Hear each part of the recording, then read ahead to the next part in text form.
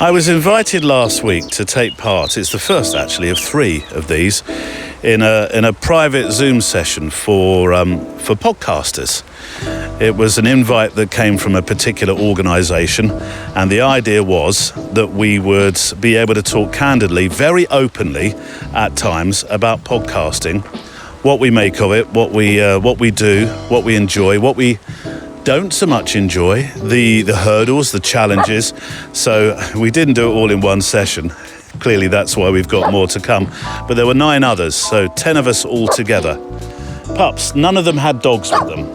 And none of them were doing this. I know. We discussed, one of the first things we discussed was the names of our podcasts. And there were some really clever names. I'm not sure, because it's a private thing, I'm not sure we're supposed to talk about each other's podcasts on our podcasts.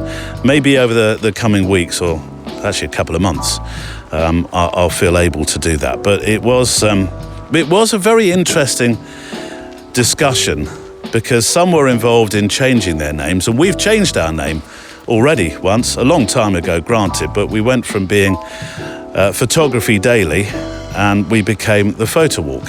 I think you know the story. But if you don't know the story, it's in essence very quickly, because one Friday I had a guest that was due to show and couldn't, and so I was left without a show.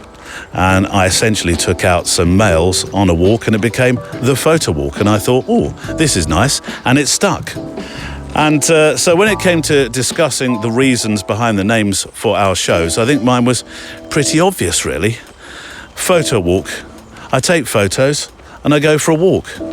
The Photowalk does exactly, say it with me, what it says on the tin. And so here we are this week, I think, with a very special Photowalk that dips into a theme that's become, well, a recurring question of the show. Not enjoyment and not sorrow is our destined end or way, but to act that each tomorrow find us farther than today. I came across a poem for the path while I was planning today's show, and that's a stanza. Is that the right word, a stanza? From A Psalm of Life, from Henry Wadsworth Longfellow. Very English name, from 1838. It isn't about photography, and despite its title, it's not about religion, really. It's it did seem to say something that fitted in terms of where we're going with this show. Finding our feet in something and moving ahead just because. I suppose you could say a why of 1838. There's a question that's found its way into almost every conversation with my weekly guests I've recorded on the show for, it must be at least 3 years. Perhaps it's longer, actually. I can't remember the first time I asked it, and I really don't think I intended to make it the running theme that it's become, but it's stuck. And it feels strange now if the show, my guest that is, doesn't culminate, or the interview doesn't culminate with the why question. It's not about cameras or lenses or favourite locations. I think it's been made into that a couple of times, but generally that's not what the why is about. It's not about awards or dare I say social media or making a living. It was always designed to be much simpler. What's your reason? What's your why? Why do you do this? And that why can mean many things, can't it? Why are you creative? Why is creativity important to you? And I've asked that question now of hundreds of guests over the years, and almost without fail, it's the answer that tells you more about someone than anything we've talked about before it. And sometimes I have had one guest in particular that said, now, why didn't you ask me the why right at the start? Because it would have made for a very different conversation. And he was right. It would have done. But it does sit comfortably toward the end of the chat, I think. The show is recorded, edited and presented 1 week at a time. Old habits of live radio dying hard. And at the tail end of last week, I wondered what might happen if I turned that same question, the why question, towards those who walk with me each week through this show, i.e. you. The emails and the messages started arriving straight away. Thank you so much for them. And with a little help from my good friend Giles Penfound, a professional, now strictly non-professional photographer who's reinvented himself and his why a lot over the last 10 years in particular, I want to turn that why into the theme of this week's show. So today is different. I'm hoping it may inspire you to think about your own why, whether that's personal or professional or experimental, and a plethora of other words that end with an L. You'll hear some of those stories that came in on email, and because it takes a while sometimes for my request to filter through to everybody, I suspect, indeed I think I know as I'm saying this, there is going to be a part 2 to this. Because already there's too many emails and messages from Substack, etc., to include in just one show. So yes, your mailed in answers from the mailbag, along with some answers from past guests that I've dipped back into the archive to revisit. Now, I'm not sure if this is the right way to do this or not, but I've deliberately left names out of the archive recordings because today it isn't so much about who said what. It's about the answers themselves. And whilst this is going to sound a little bit self-help book, I think that once you take the names away from the archive revisits, that is, it's I think it's this is the self-help book bit. I think it is remarkable how easily you can start to imagine those words coming from somebody you know, or maybe even yourself.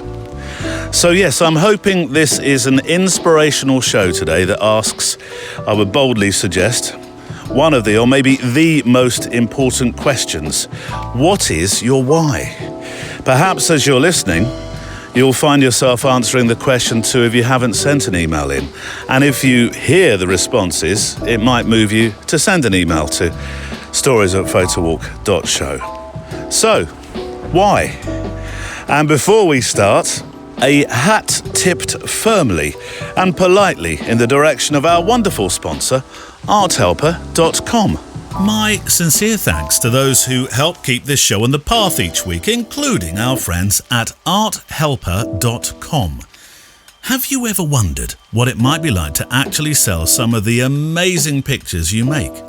Making photographs, of course, is the enjoyable bit. We're all agreed on that, right? But then comes the part most of us put off. Writing the Instagram post, updating the website, sending the newsletter, finding the words to explain why a picture matters, and that's where Art Helper comes in. The clue is in the name. Upload your photograph and in moments it can write social posts, newsletters and website copy that actually sounds like you. No staring at a blinking cursor wondering where to begin, just a head start. It's becoming much more than a writing tool as well.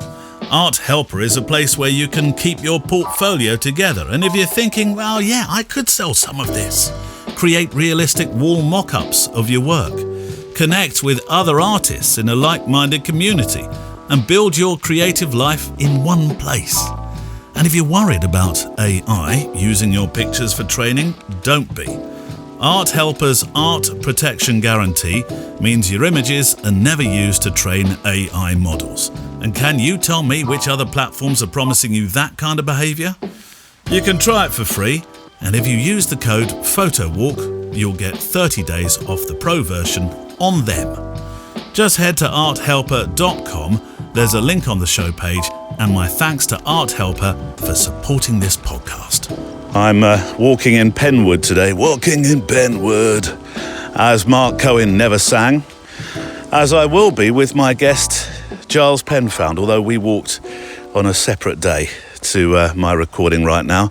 Penwood is becoming one of my favourite places to walk with this show, locally, alongside the Kennet and Avon Canal. I love it here. I love the peace and quiet. It's actually the bit that I walk in mainly is privately owned. It's owned by a chap that opened it up to everybody to enjoy, as long as you respect it. And I actually met him the other day. He was driving through the wood, some of the larger paths, just, I suppose, checking fences and bits and bobs, and had a chat with him. Really, really nice guy. And I made sure I said, thank you for opening this woods up, because we don't have a right to roam in quite the same fashion as in Scotland, for one, and other places across Europe we've talked about before. There's a bit of rain falling. Look at this. Well, we've been on gas mark hosepipe ban for a good few days now where I live, because there's been no rainfall at all, but today there's spits and spots in the air. Other times of the year it's, oh no, it's raining again, and I cannot feel my hands because it's so cold. It's quite welcoming. And actually having the canopy or canopies of the trees is going to help us on this walk. I didn't bring me rain stuff, pups. Huh? I wasn't prepared. Early note in the show, next week I'm taking one of my annual 1-week breaks. We don't take them very much during the year, here and there, but a 1-week break from the show for vacation. So no show next week. We are back on the 14th of August. There is, I say this, hopefully something special going on with the Extra Mile at the moment. Extra Milers, dare I say this, because it's always tempting, possible fate is too serious a word, but I am hopefully, as we speak, there's something going out every single day during the during the vacation. Anyway, there's a particular journal piece I'm writing, so Extra Milers treat for you over the next week or two. I say that not really knowing whether I've been able to record it, because this is being recorded before the fact. So, a very simple format to today's show. We have mailbag wise, and then you'll hear some archive guest wise as well. So in many ways, it'll be quite rhythmic and simple. And if you do not hear your why that you sent in, fear not, as I hinted, we will most probably, definitely be having a part 2. And I'd like you to help me a little, if you wouldn't mind. A request already this early on in the show, Neil. Yes, a request. If this episode strikes a wonderful chord with you in terms of thinking or inspiration, please take just 5 minutes to share it today. And one of the easiest ways to do that is go to the website photowalk.show and share using the buttons on the episode page, or just copy-paste the episode URL once you land on the page and bung it into WhatsApp or Facebook and or send it to your closest photographically minded friend. So starting with the mailbag, before we hear from Giles as we walk together through the woodland of contemplation and ruminate over our whys, Graham Goodwin wrote in with a very simple answer to the why question. Why? Why not? He sent back, and that was it.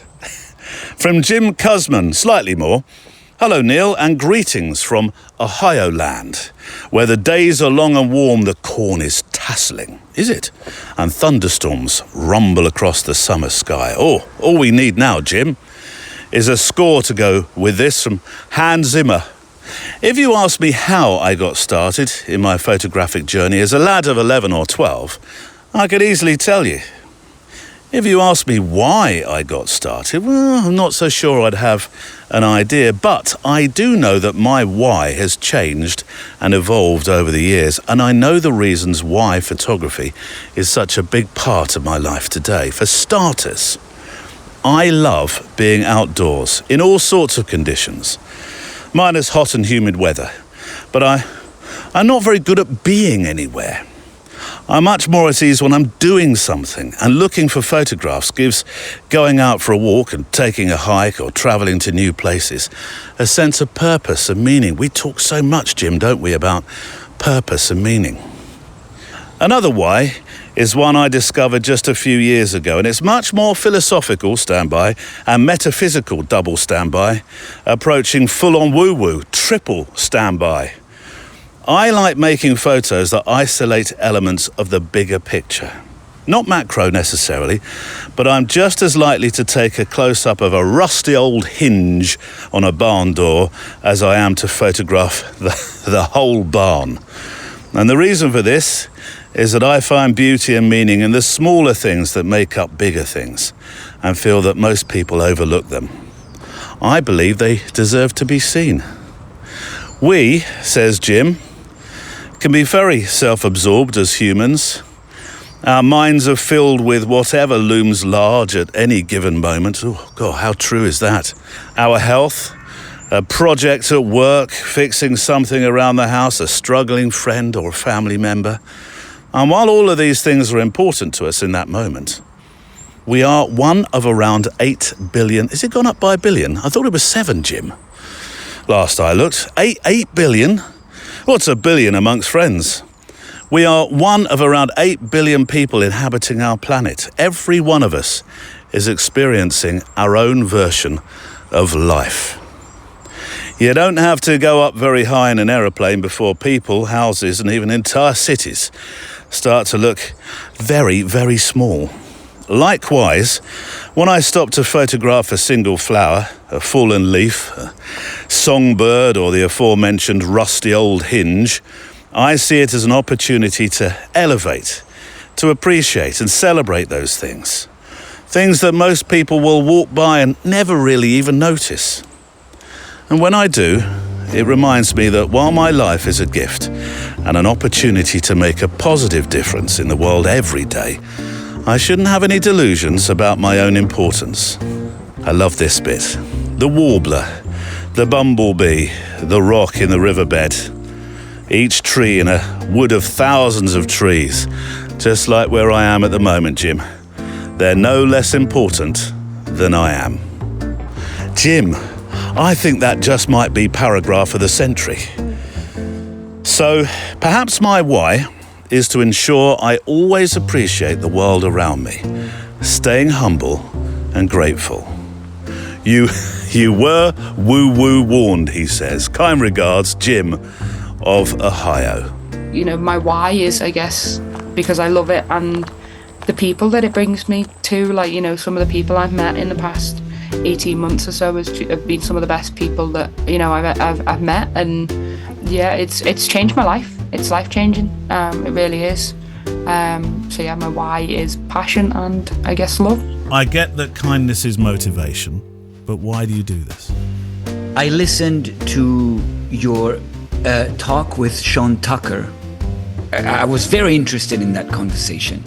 And I'm going to say a few things that I heard in there, but I'm going to make them my own. The reason I do this is I just want to feel alive.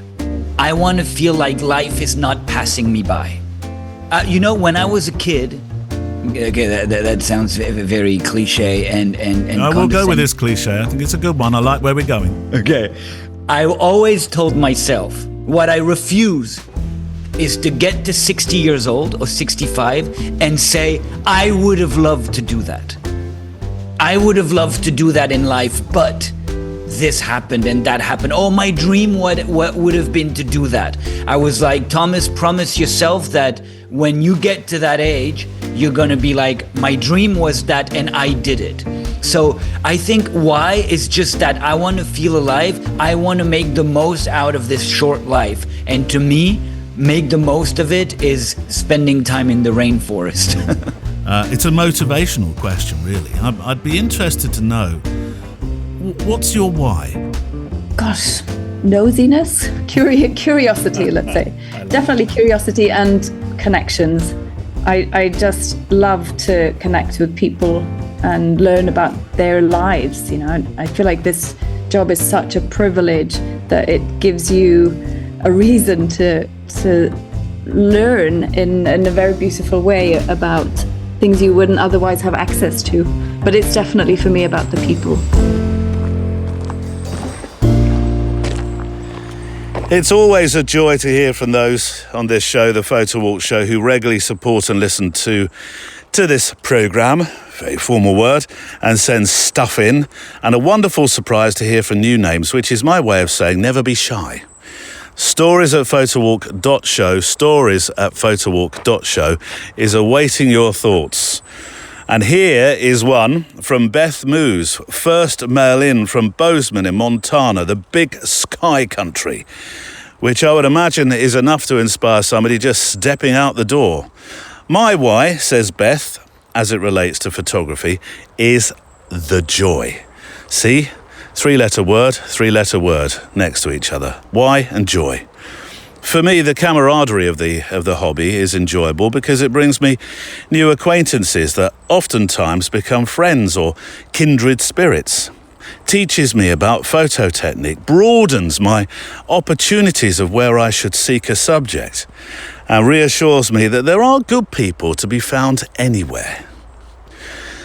The challenge is the learning curve, and that's inspirational and joyful when something different is accomplished. Being alone or with others, being in my backyard or at a destination, reviewing and editing photographs on the computer, and the quest for new experiences contributes to this joy. As I get, I don't like the word older, let's say more mature. As I get more mature, I've many, many more years of this enjoyable hobby. Beth Moose, that is absolutely perfect. I think that the friendship born of photography is probably one of the most important parts of what you've just written in, because I think without photography, I wouldn't have made some of the really inspirational, aspirational, important... I'm trying to find the word, pups. What is the word I need? What is the word? Do you know the word? Is it that word? What I'm trying to say is Beth is right about the friendship. I've made some wonderful friends doing this thing. I really have, whether it's been working professionally or non-professionally. This whole business of making pictures has introduced me to people. And I think that's one of the most precious sides of photography. And definitely that would... See, I'm rewriting my why, Beth, all the time. I'm tinkering with it. But definitely that would be a part of my why as well. I think that idea of simply connecting, so important. And I suppose in a similar vein, in terms of the beautiful simplicity, though this one leans into the spiritual sense of the art form too, this from Kathy Conselman is a fantastic why in terms of that friendship and that camaraderie and curiosity, as she starts. Curiosity, awe and wonder are the heart of my why. I've always been captivated by light and shadow and colour and texture, and the natural world is ever changing. Curiosity, awe and wonder have expanded to include mindfulness and self-awareness. I am in my mid-60s now. Photography has become a spiritual practice, an opportunity to connect and reconnect, to remember myself and lose myself at the same time, and to be in a relationship with the Creator, to co-create, if you will. I'm able to share my images with friends and family, see? Again, we're back to connecting, aren't we? And anyone else who might happen across my website or social media accounts, as well as at a small local gallery. I even sell a few prints and cards now and then. But there is no greater gift I can receive than when someone tells me that one of my photographs made them feel something or moved them in some way when they viewed it. What is my why? For the simple joy of it. Kathy Conselman. There we go, the cyclic nature of this show. 3 words for 3 words, joy and why. I think I'm going to use the P word a lot today. That was Kathy. Perfect. And I'll make no excuses for using it again and again if I indeed do. The gift of someone else feeling what we felt when we show or share a picture. That is perfect. It really is. Right. The show about why today. My guest this week is Giles Penfound. We don't dive straight in with why, actually, as you'll find out. I'm never sure whether to call him a guest. He's a guest in I suppose, the loosest term, in that I just like wandering with him and talking because he's my dearest friend, Giles. We've been through a lot together in the photographic world. And I think just sharing each other's thoughts and feelings and emotions across the last decade in particular, as the world at some stages has gone a bit topsy-turvy, hasn't it? So I'm going to use the word former professional documentary photographer, which is a long old title, isn't it? Because I think former is a word he would use. But I wonder whether you ever take the documentary entirely out of yourself. That's for another conversation, because there's lots of twists and turns in Giles's life. And addressing his why has been something he has done over and over. My guest this week is Giles Penfound. The Wanderer returns. Giles has come back from Australia earlier than advertised. We tried to close the borders. We did our best, but it still made its way in. It's lovely to see you, though, because I've missed my Saturday breakfasts. Oh, thank you. And I've missed cooking for you. We had a wonderful one this morning, completely against all doctor's orders and those of my trainer, Daniela, who's been working very hard with me. That makes me sound a bit like I've got too much money to splash around. I should point out, I'm working for the gym and the gym's working for me. It seems to be a relationship that's working. I've lost 10 kilos, can't you tell? Yeah, I was about to say, you Look at look me. fantastic. I'm half the man I was. In fact, did you just give those 10 kilos to me, did you? Yeah, no. 'Cause I seem to have gained 1 or 2 on my little trip. Mind you, in Australia, what were you saying just now? You stopped at one place which had effectively intravenous lamb. I do apologise if you are not carnivorous. It's intravenous lab. It's a place called the Madura Roadhouse, which is on this extraordinarily long road on the Nullarbor Plain, or just off the Nullarbor Plain. And we stopped for the night, and it was one night we said, listen, we're not going to cook ourselves. We're going to... I'd kind of had enough of my dearest friend Gary's pot noodles and very basic fare. I said, right, to hell with this. Don't even go there. And so anyway, we stopped in a place where you can have a shower, and it's really nice. And so I went there. I said, I was a bit peckish. I needed some veggies. So I got a full load of veggies, and I went lamb chops. And in this country, you'd expect 1, if you're lucky, maybe 2. I've got these 5 lamb chops. Probably proper lamb chops as well, not like the ones in this country where you think, is that an hors d'oeuvre? Well, I mean, no, I don't think they were, Australia's best quality lamb chops. Let's put it this way. But after a day of travelling on the on this extraordinary straight road, I was somewhat hungry. Yeah. And Tell me about this long road. It's 90 miles long, or 90k. We can't quite remember between us, but it's a flat road, isn't it? You can't see beyond. What did you say to me this morning? 20 miles, 23 miles is something like the horizon. Well, the whole of the Nullarbor Plain took us 3.5 days to cross. Wow. Okay, so doing 60 miles an hour for 8 hours, basically. But there's one stretch of the Nullarbor, it's pretty much right at the start, and there's a section that's 90 miles long, and it is straight as an arrow, flat as a billiard table. Yeah. It is just. I've never before, and I've been to big countries and all of this. I was born in southern Africa, so I'm used to big countries. Yeah. But I've never ever had such a feeling of such an enormous expanse of country as I did this last couple of weeks in Australia. Yeah. And because it just goes on and on and on. So if you can imagine, a rectangle that is your view, half of it is split between sky and ground, and this road just disappearing into the far distance. Wow. And that doesn't change at all. I mean, although saying that, I had this expectation that it was going to be, barren deserts, and it's just not. It's all eucalyptus forest. Just mind-bending, absolutely mind-bending. But you wouldn't see anybody like horrible planes going overhead for a day. Could you sometimes spend half a day driving and not see many people? Oh yeah, absolutely. On one day, we saw quite a few of these huge Australian road trains coming past us, or in fact overtaking us. What? So if you can imagine a big, what they call big lorries, big trucks that they have here. Forget what they're called now, but anyway. Articulated trucks shouldn't be that difficult, should it? So if you imagine with the cab and the box body on the back, another 2 of those attached to the box body. So three vehicles all in one. And these things, they don't stop. And they literally don't stop for anything.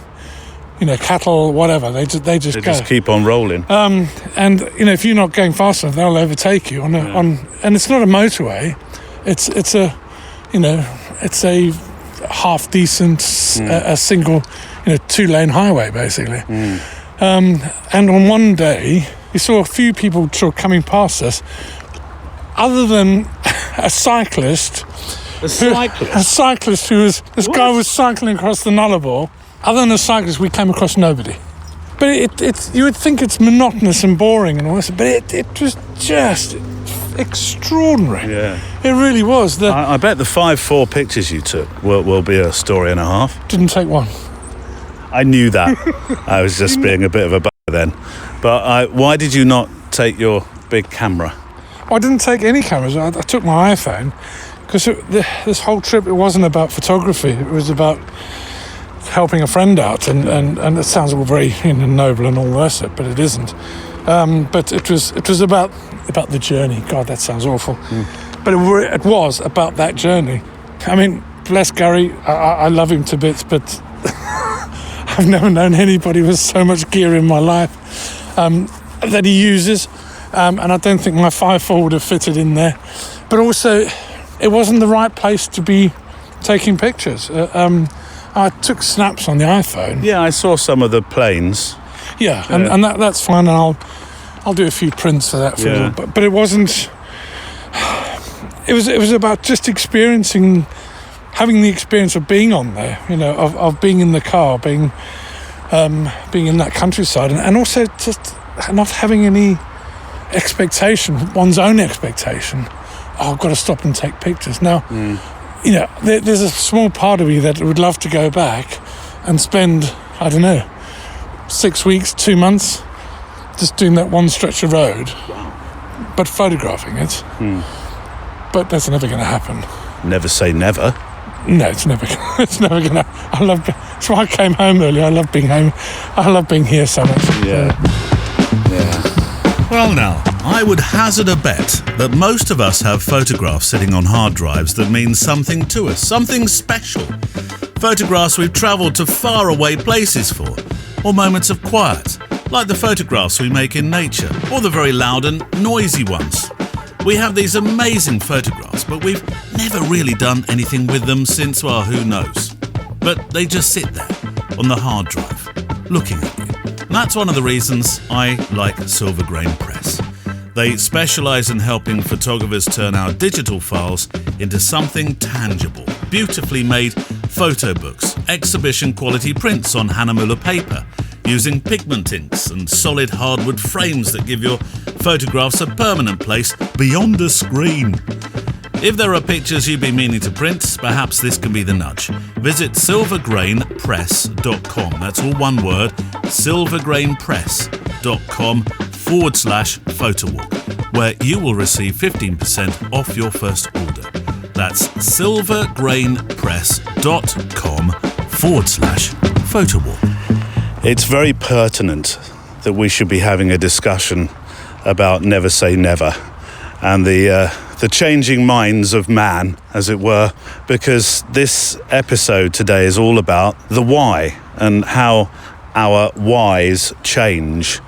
And I have said in the introduction, so I hope you don't mind me saying, that you're a man whose why has changed consistently over the last decade in particular. I think has your why changed, or has your methodology changed? Everything's changed. Everything's changed. Yeah, absolutely everything. And I think for the first time ever, I think I understand my why now, but I don't know that I can articulate it. That's the truth, or the full meaning of it. I don't think I can articulate. Because I think in the past. Well, let's pick it apart then. Well, I think in the past, and I think this not pick it apart. Sorry, unpick it. No, I know what you mean. In the past, I think the success of one's career and the work that one does is driven by the need for other people to see what you do, or for you to be able to articulate what you see, what you experience. It's like even from a point of view saying, look, this is how good I think I am. I want other people to see how good I am.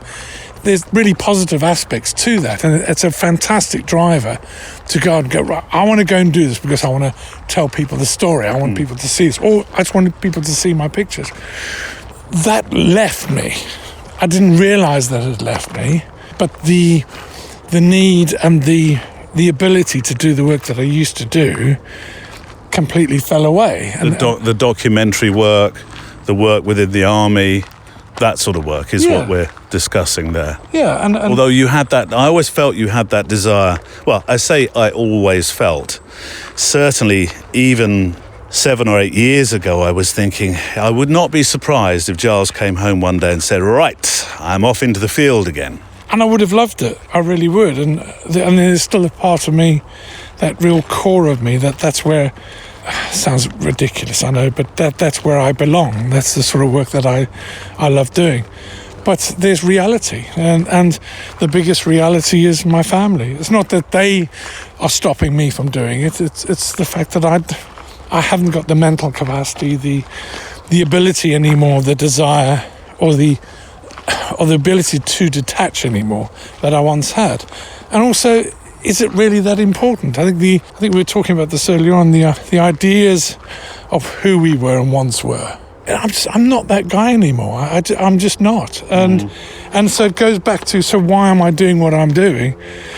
Before it was, I have to be really honest, it was a desperate attempt to somehow rekindle even a small part of that, once great past type of thing, in my definition. And it's gone. And there's good reasons why it's gone, and there's just practical, reasons why it's gone. The world is different now. The world of photography is different. And so trying to continually recreate the glory days is futile. And incredibly negative, and has a negative aspect to it. So this whole leads to a very positive thing of, well, why do I want to do what I want to do? Because I absolutely adore taking pictures. But in a way now that is extremely controlled, and within my understanding, within my framework, within my control. But also with I think an honesty that, listen, you were lucky to have your 5 minutes of fame. Rather be happy that it's gone now than be sat here going, oh, I wish I'd have had it. I don't know if that makes any sense. No, it does. Some people, of course, have managed to not just kindle but reinvent themselves over and over. I would say one of those people is somebody we've talked about a lot, and I'm just about to break some news to you, actually, because you haven't heard this. Don McCullin. His work has adapted, changed. I was going to say matured, but that would be the wrong word. Some people manage, don't they, to do that. Yeah, but therein lies the difference, I think, and the honesty of. Look, I always knew, and just being very honest here, is I always knew how good I was because I proved how good I was. But the difference between me being how good I was and, in comparison to somebody like McCullin is light years difference. I wasn't really talking about the skill set. No, neither am I. I'm talking more about the mental capacity or the mental willingness or that desire to keep doing it. No, that's exactly what I'm talking about. Right. It's about that pure understanding as I see it. That difference is. It's a silly analogy, but it's like a 3% difference. But that 3% is in itself a universe worth of difference. And I've never compared myself to anybody else. I've admired and respected and sort of drawn inspiration from other people. But you've got to go with who you are, and there's a huge amount of, I don't know, self-doubt, you get things wrong. I made some colossally stupid decisions over the last 20 years. One of which was to, I had a really successful commercial practice, and I closed it down for who knows why. But it's no point now going back and what ifs and maybes and all the rest of it. That's all done. The point now is what am I doing today? It's not about what I did in the past, what I'm going to do in the future. It's what am I actually doing today? And there's a kind of gentle peace that I have towards that now. Shall I tell you my Don McCullin news? Go on. Actually, this is on the Extra Mile as its own edition. It's called The Letter. But I'll essentially tell you what happened. You know I sent the letter. Yes. In the end. Yeah. And I got back a written letter. No way. I did, yeah. Oh, get away with you. Yeah, when it came through the post, I thought, oh no, I don't get that many handwritten. I do get letters, but they're not often handwritten on the front. So and initially I didn't know it was going to be Sir Don, but I opened up and I saw, the first thing I saw was at the bottom of the letter, Don McCullin. Get away. Yes. So I've got the letter and I've popped that into my journal. I've stuck it into the journal. Now, it's not good news. Okay. Insofar as I was hoping he'd do an interview, and it's taken me many, many years. He is, I suppose, Sir Don McCullin has been that person I've always wanted to talk to and never quite understood why I haven't written to him. And perhaps I left it too late, in the same way as searching for my natural parents was left a little bit too late. But he was very kind, diplomatic. He essentially said that he'd gotten to a stage in his life where he was sick to death of talking about himself. I think they were almost his words, actually, and that he wanted to use whatever little, this is actually what he said, whatever little time he has left on this planet, concentrating just on him. So I actually, although there was a sense of disappointment immediately, and again I talk about this on The Letter, which is the Extra Mile edition, although there was a sense of disappointment, there was also a sense of joyous closure that one person that I've been trying to get on the show for many, many years in my mind, it took me till now to write to him.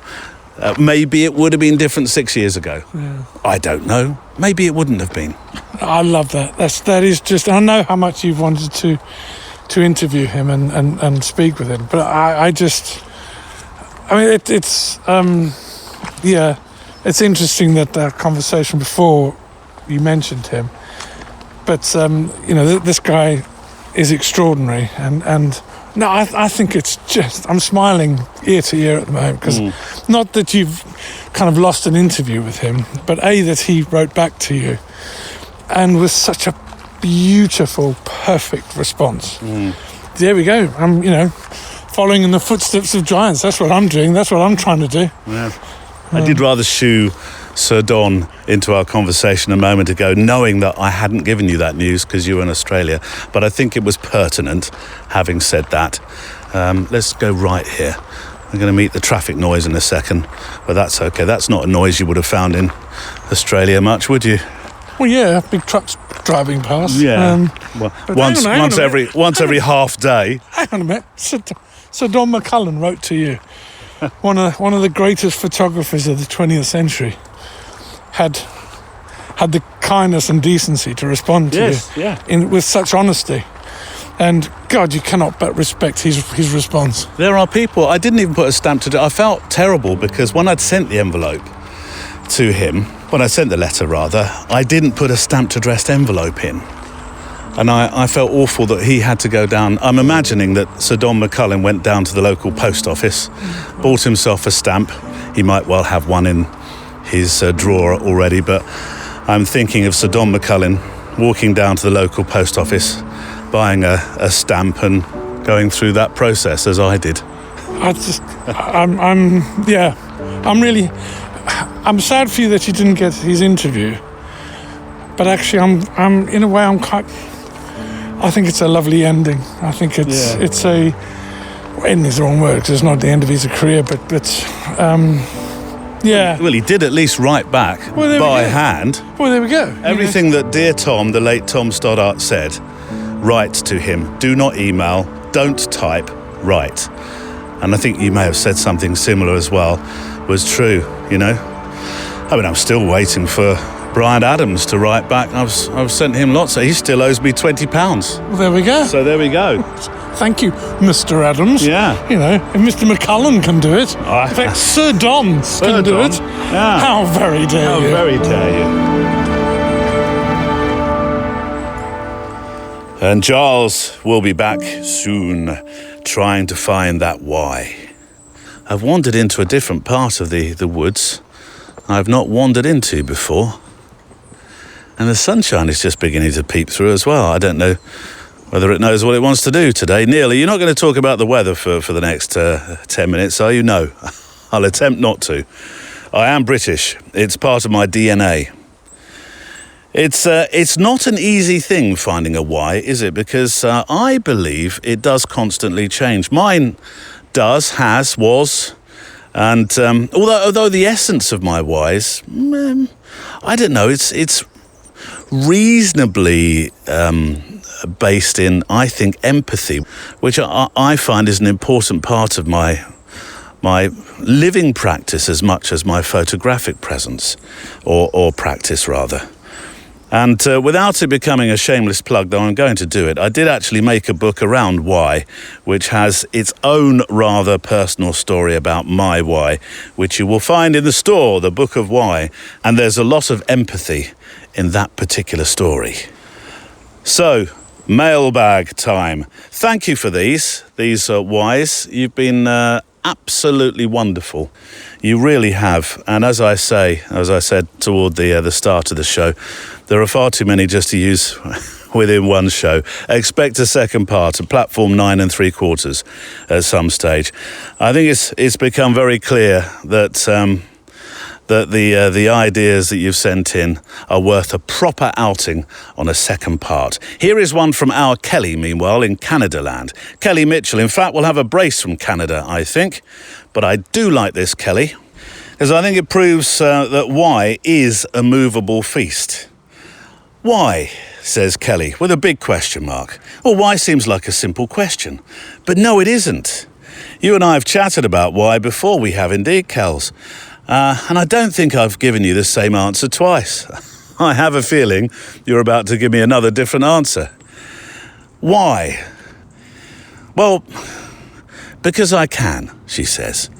Because I can share, because I can learn, because I can dream, because I can be present, because I can find my place, because I can find something in nothing, because I can meet new people, because I can be me. I've learned that I can do things in my own way. I can write, kinda. I can paint, kinda. I can draw, kinda. I just can. I can create in my own way. I can create for me, for my happiness. And if someone likes it, and if I can make someone smile or possibly think about something, then that is my why. And you know what, says Kelly, I bet you the next time you ask, I'll have another answer for you altogether. And Kelly, you most probably will. So note to self, ask you that question again in Scotland next year.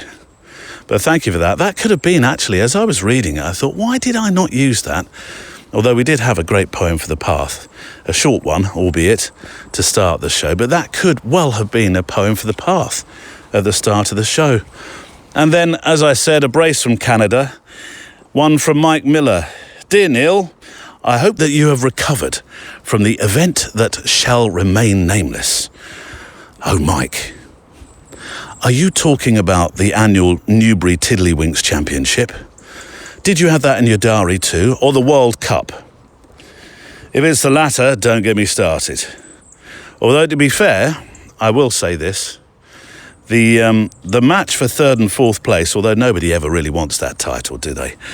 It's the match nobody really wants to play in. But I think that, I'm going to be bold here and say, I think that was the final that should have been.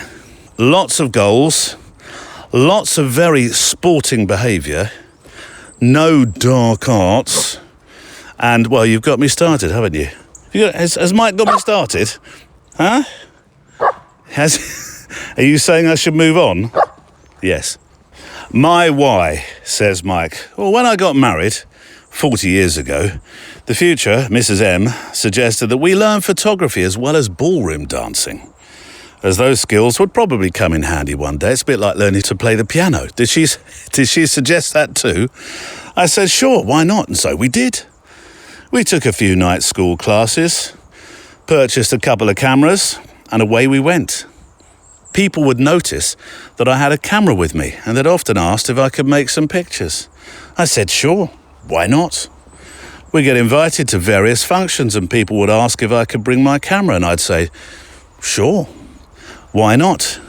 People would ask for prints, and I would say, sure, why not? I'm out one night photographing, somebody comes up to me and asks if I'd like to do some food photography. Can you guess what I'm going to say here? Or Mike is going to anyway. Sure, why not? We'd like you to photograph our 50th wedding anniversary. Sure, why not? I think you get the picture. Full pun intended. Seriously, I enjoy photography though because it's fun. It also aligns with one of my core values, namely making a difference. Being the one who records those precious moments that will never come again is very important to me. It's a privilege. That's an important P word. It really is. Privilege. I think you've hit the nail on the head with that one, Mike. It's a privilege. It really is to be asked, and it warms my heart when I see the joy that my images can bring to others. Best regards from Mike. And yes, Mike, that's all we can hope of in life, isn't it? Privilege. Service is another word here. Service. I think you're perfect. I've used that P word. I think you're perfect male, you're perfect Y. Underlines service, doesn't it? Something for us, but something very much for others. And how is Mrs. M? How is the dancing? Are you two likely at any time in the near future to be taken to the screens in So You Think You Can Dance Canada? Because if you are, I'll sign up to the channel. My why? It's a great question. I have a desire to understand people and to understand the world. And I feel that the more that I understand the world, the more I'll be able to understand myself. And the more I understand myself, the more I can share with others. And I think that would be a great thing because I can help others. Maybe that's my why. Might change. Ask me again in like 5 years. What's your why? Well, why photography? Why still photography? If I've looked at that, the thing that I love about it is that it captures, if it's done really well, great photography to me captures, as Bresson said, the decisive moment. The decisive moment, the moment that's absolutely everything is together in that frame that speaks the story better than it could possibly be done. And it freezes it right there, that cherished moment when, the woman is just at the perfect point of she will never be more beautiful, and she turns in the crowd and she looks, and you captured that moment and it's always going to be there. I love doing that, whether that's a sunset, whether that's a waterfall, whether that's a wild animal or a person. I love freezing those decisive moments and being able to come back to them and see that they do it to me over and over and over again. A painter does that, but over time, they may capture a decisive moment and put it into paint. And it's the same thing at the end. It's the same woman in this man's mind that he painted, and she turned and she looked, and it just cuts your heart every time you see the painting. But I like that as opposed to a movie, which is in time and moves on. And I'm a visual person, so I like it, even though I've done a lot of writing, I like it more than the writing. I like to say, no, don't make up this image in your mind. I'll show it to you. Here it is. It really existed. So that's why I like photography. And photography, you couldn't be in a better time in the world's history to be a photographer. That it is so easy now to not stumble over all the technology and just find these moments and look at these kinds of images. Whereas when I started, it was hard. There was there are two things. One, it was just hard to get the image. And two, it was very hard to interact with the person as you were thinking f-stop, shutter speed.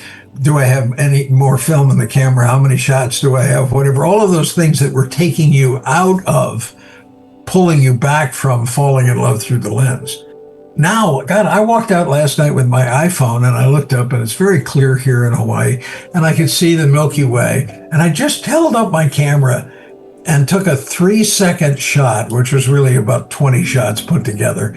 And there was the Milky Way and Scorpio running down. I mean, it's like, no, that can't happen. But it did, and then I went and got in bed and just lay there looking at this image of Scorpio that I had on my phone. So it's captured. I like the still image. I like going back to one image that's going to tell a story. I like it better than being a photojournalist. That's been fun, and I've done a lot of stories where you put them together.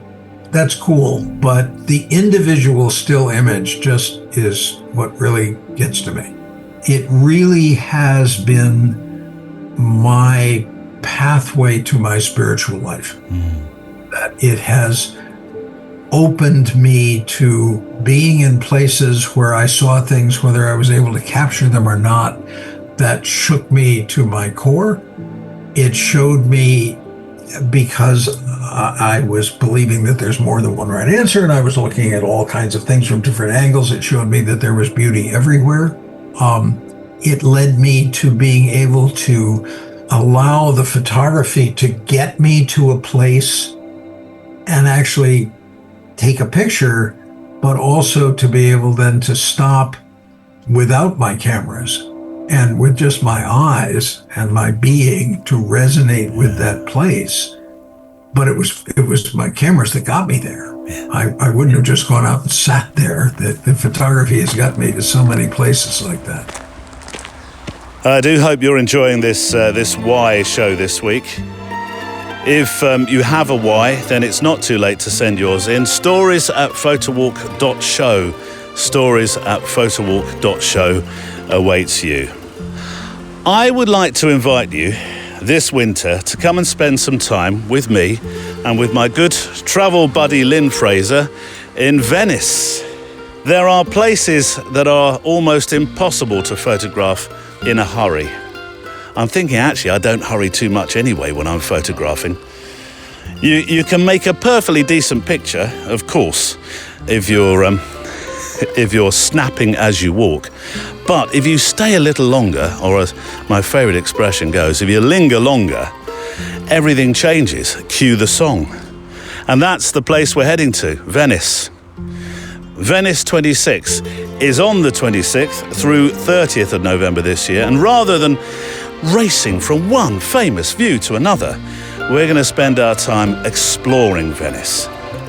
And we're going to do what we love best, this photographic verb of sorts. We're going to linger. I linger, you linger, we linger, they linger. Draw it on the chalkboard, class. The broad sweep of the lagoon. The grand churches, where the light is falling through centuries of history. Quiet canals, reflections. Some of the workshops where traditional crafts are still practiced by hand. I'm particularly looking forward to going to the fish market. There's early doors and there's late doors as well, because we're doing some late evening stroke early night photography. Very much looking forward to that. And if the Aqua Alta is doing what it often does that time of year, we might well end up with some extraordinary pictures of when the waters start to rise. I'm particularly looking forward to that. Obviously, there's never a guarantee of it, but I suspect in these days and ages, it becomes more likely with each year. Winter changes everything, I think, because the morning mist softens the city, the low sunlight catches the brickwork and the marble, and the water will undoubtedly become part of most of your photographs. There are moments of real grandeur, definitely. But we'll also be looking for those details. We've talked about details already in the show today. Boats slipping silently around the canal about to start their day. Footsteps echoing, somebody walking onto a bridge. that sort of thing. It's a retreat for photographers who want time rather than a checklist, and time is the most precious gift we can have as photographers. We'll be slowing down, watching the city unfold at its own pace, and coming home with photographs that capture not just Venice, but that feeling of having experienced it together with a lens. Details are on the website at photowalk.show. Photowalk.show. Thoroughly looking forward to going to Venice with you. I really am. I've been there before, and I know Lynn has got lots of experience photographing there in the dark and seen some extraordinary sights. I'm so looking forward to spending time with you. So if you'd like to travel with us to Venice, you'll find the page on photowalk.show. Right. Final whys, and then we'll be rolling on to another why part 2, as I say, because there's been some terrific letters. One from our friend Harriet Langridge, or simply H, which I get in trouble for this, makes you H, either one of those, is it a call sign, or one of the members of MI5, or a Spice Girl. You choose. You ask me why, Neil, why? Well, firstly, I enjoy it. I enjoy the wandering I do with the camera and actually seeing structure and detail and the odd things that amuse me. Do you know, H, you're absolutely right there, because there are many amusing things that I think I probably see them more because I've got a camera. I'm not saying that I wouldn't be observational if I were just walking and just using my eyes and looking around, but I think they're more tuned to what you talk about, humour and those sort of things, because of the camera. Photography stretches the creative side of my brain. I mean, I've tried camera clubs, but they've done more to put me off rather than encourage me to improve my own characteristic style after a while, which saddens me, actually, says H. Because I need to learn, I need to enjoy it. I walk with a friend who teaches me something every time we go out while we talk. But yes, photography stretches the creative side of my brain, which I hadn't actually expected, because I always used it to document my travels, life in general, and things in general. Not light through the young leaves of a silver birch or the difference between light and shade on a path. But my photo drive must be full up of funny little photos. I also enjoy the experimentation that digital affords me, learning from trying different settings and so on, but really my why is relaxation, exercise too, and learning, along with my old reason of documentation, here and there. Slowing right down when I have the opportunity, spending hours taking long exposure photographs in Cornwall while we're there, enjoying the tranquility. And I've met some great people along the way. See, we're back to community, aren't we? And you can't say fairer than that, H. Give my regards to 007, or Sporty, one of the two. But perfect letter, thank you, H, for that. And prior to returning to Giles, after some more recorded whys from the show over the last few years, which you're about to hear from the archive, one from Chris Gray. Neil, having spent a few hours thinking about this question of why, since you ask, I keep circling the word peace. In the beginning, I would grab my camera and head out to peace and quiet, regardless of my surroundings.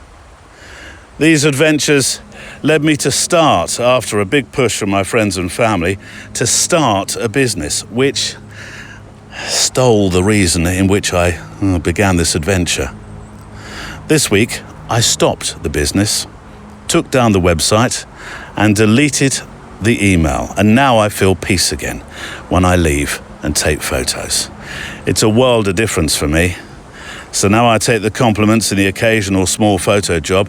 I'd love to take the time to thank you and the wonderful podcast for giving me weekly inspiration to go out and take photos with whatever tool I have on me. Looking forward to the coming weeks for more inspiration. Mit freundlichen Grüßen. Sorry, pups, I'm trying a bit of German. Well, I'm not. Chris sent me that in. That was German. Mit freundlichen Grüßen. I probably said it wrong. Have I? Is my pronunciation not good? Must do better. You're like the German teacher I had at school, and the French teacher, and the history teacher, geography, maths, and so on. I did look that up, by the way. It means, in case you were wondering, something like friendly greetings. But it also seems, Chris, there's a theme here, considering Giles's conversation too. Talking of which, he is next. What's your why? You know, I think that there's two sides to this, because one, I don't have a choice. I do what I do because it's what I have to do. There's something inside of me that has to create something. And it used to be music for me, but now I found my real calling in my home is photography and it's photographs. I have to make them. If I go, I mean, we've all done it where, you know, maybe you get sick or something, or there's some reason why you can't go photo, or we just get busy, or tax season. There's a good one. I have to sit here and work on spreadsheets for a week. We won't speak of such things, but when you come out of that, we'll speak about this. I'm always so relieved because I'm back to being able to make pictures again, and I don't successfully do it every day. That's fascinating too. It's a constant journey, and it's a constant struggle that we all do on this. And people have asked me about that before too. And you know, the reality is if it were easy and we could all make great pictures like Richard Avedon or Irving Penn tomorrow, we wouldn't do it because there'd be no reason. I mean, I think that the journey of that is half the excitement of it. You know, there's an interesting quote. Rick Rubin, music producer, I don't know if you've seen his book on creativity that came out, I believe, last year or the year before, one of the two. Highly, highly recommended. It's hard to read because it's so full of zingers that you get about 4 pages in, your brain's overloaded, and you have to stop and think about it for a while. And if you get the audio version, there's gongs in the back. It's very zen. But it's a great book. But one of the ways he looks at it, and you can tell so many of his opinions are formed by working with rock bands like Red Hot Chili Peppers and such, or Black Sabbath or whatever, where he's babysitting essentially, I think, to a degree. But he talks about finishing work, and he talks about releasing work. And he said, you know, your output is more or less a diary of where you are in your creative development as a photographer, as an artist. And I believe this too. There are people that don't want to put the book out, or they don't want to put the work up on Instagram, because they're not quite there yet. And the reality is it's just, work is never more than a snapshot of where you were at that point of time. If you look at some of the greatest bands in the world who had the greatest records, like Led Zeppelin or Pink Floyd, you know, Led Zeppelin 1 is not the end of Led Zeppelin, it's the beginning of Led Zeppelin, but it's a snapshot of where they were in 69. Led Zeppelin 2 is a snapshot of where they were in 70. Same thing with Dark Side of the Moon or any of these other records, or Beethoven's Fifth. That was not the greatest piece he ever wrote, it was not the last piece he wrote, but it was a finished piece that represented Beethoven at that point in his career. I think you could say the same for any photographer, you could say the same for any artist. That's a long why, but the short why is because I have to. Oh, what is my why? I think my why became, to me, most apparent when I was working in those 12 years in South Africa. Because you cannot work on something for 12 years if you don't know why. So basically, my Born Free story is about the young generation of people growing up in South Africa after apartheid ended. And I always just took that as a given. That was the reason I was photographing the story, because I thought it was interesting. But I felt that's not a strong enough why. Why do you want to do a certain story? Why are you a photojournalist? Why are you working on long-term stories? And to be very honest, I think my why kind of goes back to my whole existence and the fact that I feel as a person, I want to dive into something because I want to know more. And by telling stories, I realized, okay, if I want to know more, I'm guessing other people also want to know more. And I want to share what I'm learning in this storytelling with others. I want to show what the story is about, and not only for the viewer, but also for the people in the story. I feel so privileged to have a link to bigger outlets because I know that stories can transform the reader, but also the person that is in the story. It kind of goes both ways. So for me, the why is both of my my parents were teachers, and I think my why kind of stems from that. I kind of want to teach or tell or share experience, I would say, by telling stories. I guess that's my why.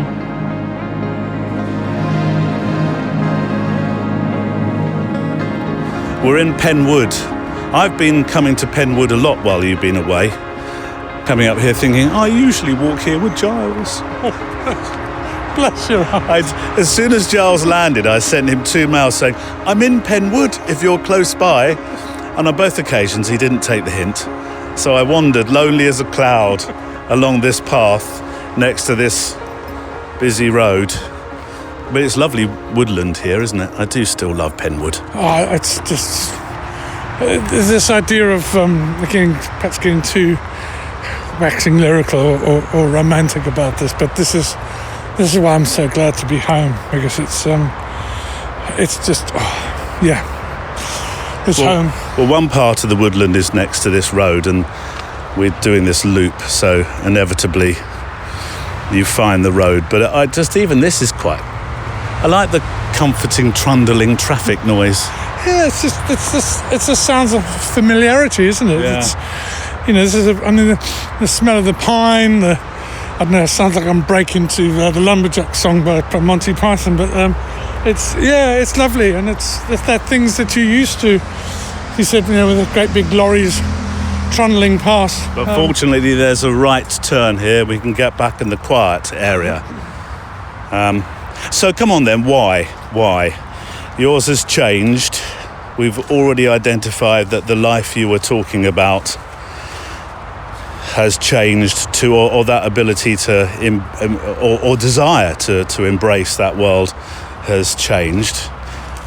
So what becomes your why now? If documentary photography and telling stories in the way that you once did is no longer your why and no longer your photographic and creative energy, what does it become? This is the difficult thing, is trying to articulate what I feel at my very core and in my mind about how happy I am, and one of the reasons I'm glad I didn't take a camera to Australia is because it would have confused my why, I think. I'm possibly not making any real sense here, but let me try and articulate this better. Is I've always had a absolute love affair and a need to be a photographer, not a camera operator, but a photographer, to understand that which I'm doing, the mechanical, the creative part of it. And by going to 5.4, going back to analog only, silver gelatin printing, it means that I have to take absolute control over everything. As an aside, I don't know if I mentioned this to you, but it's given me a newfound wondrous appreciation for digital. I'm more in awe of digital photography now than I've ever been, because working in analog it's not easy. No, it really isn't. But therein lies part of the why. It's not easy. It's not a foregone conclusion. It's not straight away. It's not at a press of a button.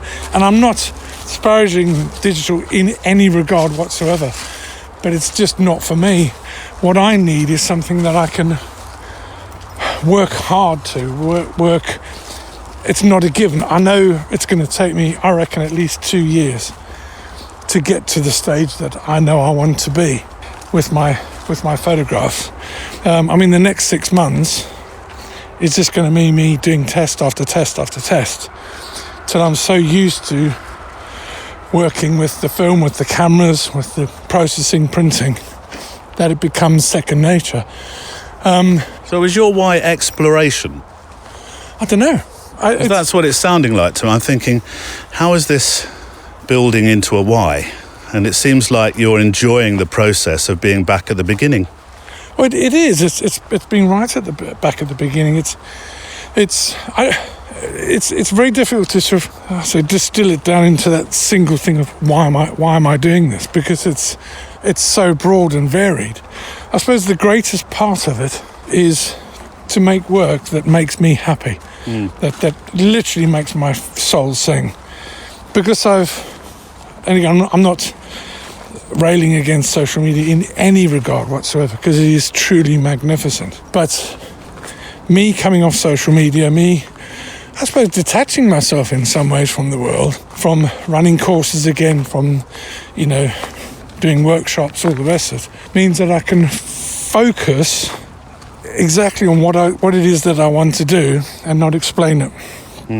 Not that, look, no one's rushing up to me and saying, Giles, give us your wondrous words of wisdom. I do, quite often. Bless you. Yeah, but you want my bacon and eggs every Saturday, don't you? Which is a fair one. Quid pro quo, quo, crow, quo, as Anthony Hopkins once said on Silence of the Lambs. My God, we really do wander, don't we? I think that's the second time we've mentioned it in our conversations. Yeah, sorry, I stopped you. There's a piece to it now. There's an understanding that I have in terms of one of the things that I've been really heavily influenced, and it sounds very, very pretentious, but is by the artist Mark Rothko. Oh, yes. And in one of previously all my work was about the event. The photographs were about the event. Mark Rothko said of his paintings, they're not of an event, they are the event. And in a very humble sort of way, that's what I'm trying to recreate for myself. So to go out with one single sheet of film and make a frame, irrespective of what the light is like, I'll get a need to go out and take a picture, and I'll make that frame, come back, and I'll print it. And I'll only go out again when I've printed that to sufficient quality that I feel happy with it.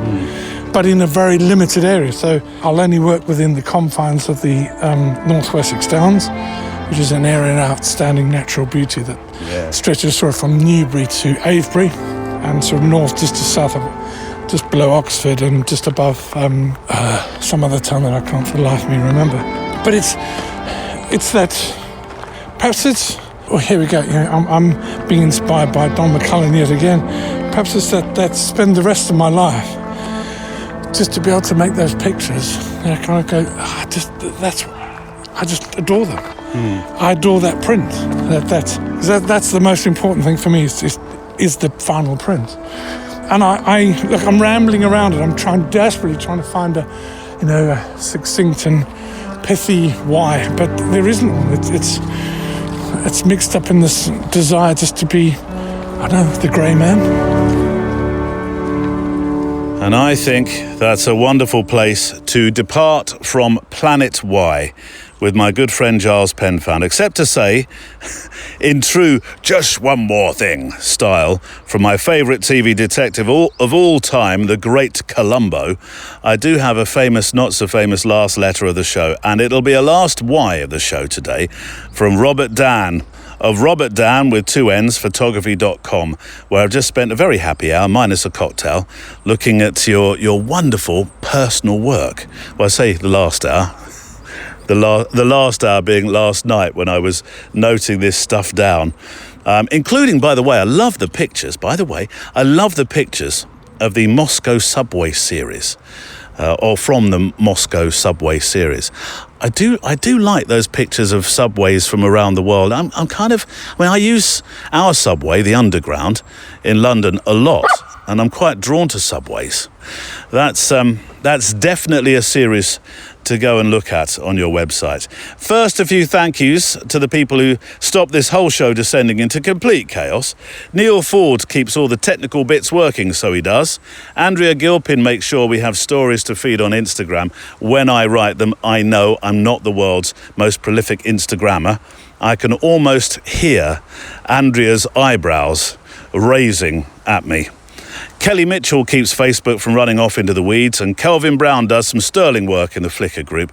And then Michael Brennan faithfully curates the show's playlist each week onto a Spotify playlist. That's the music that we play anyway, when I say playlist, which is linked on the show page for today's episode, or linked to on the show page for today's episode number 542. So if you've ever wondered, what's that song that they play there? Or what is because we do have a play-out song every single week on the show as we walk a little bit further to think about what's been said. Then that's what you'll find on the Spotify playlist. Today's final song, Ziv Moran, it's called High Time. I believe we played this one before, but I needed something that I think fitted, if not vocally, certainly the feeling of the show today. It's a beautiful song to reflect upon what's been said. But are you ready? Are you ready for this?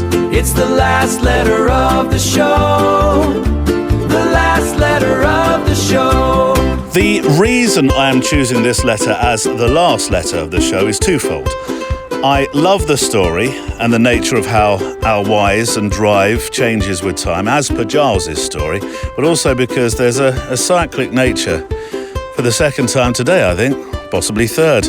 But the cyclic nature to this last letter of the show is it circles back to the very first letter from Graham Goodwin, the very pithy, short, "What is my why?" And I love a show that comes full circle. "Hello, Neil," says Robert. "I've listened to countless Photowalk interviews and the concluding question of why. While many dive deep into their journey with the determination of an Olympic diver, there are those who, gingerly wade cautiously into an ever-changing surf rife with rip currents. When I grow up, Robert, I want to write like you." I love that. I discovered photography growing up in the 60s, actually, giving credibility to my friends' claims that they'd forgotten what I looked like for constantly hiding behind that Pentax SLR. It was an entirely false claim, as I recall many frustrating moments not being able to change those thread-mounted lenses fast enough. They saw me then, and certainly heard a few expletives too. Anyway, it was a great time to explore the world through photography. College and a degree in photojournalism sent me on a wonderful journey of discovery. And then, life happened. Photography became more about decision-making. I'm not talking about seeing or communicating. I was comfortable with those. Money, became my drug. With a growing family and expenses, it was too easy to shoot assignments that were more lucrative. I grew busier and sadly farther away from the pure joy, sharing views I was fortunate enough to experience with those who weren't. And eventually, I burned out. My why became, why did I go down this damn path? It took a while, a long while actually, but now I am where I was in my early teens. The medium has changed. No more newspapers and fewer magazines. I am once again true to myself, trying to discover a world that's constantly changing with every click of the shutter. So, my friend, says Robert Dan, if I were asked today why, my answer would simply be, why not? I call to the mountain, sitting across the bay. Morning comes always steadier than yesterday. I take the stillness as a sign to write a song about things we've done and the things still to come.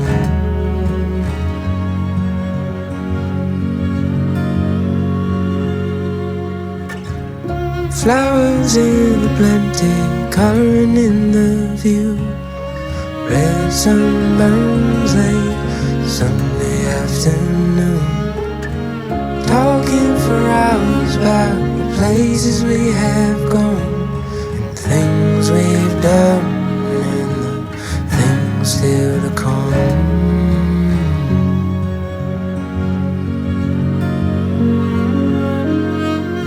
It's high time,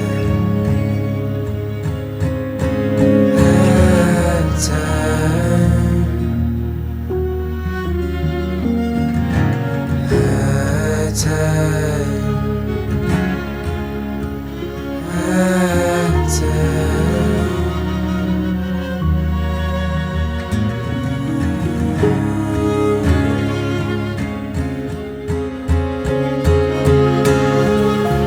Trees with orange leaves, they take me to a place.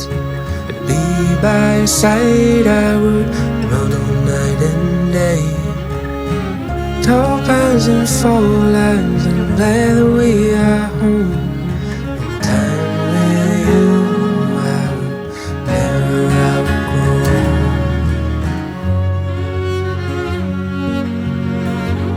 'Cause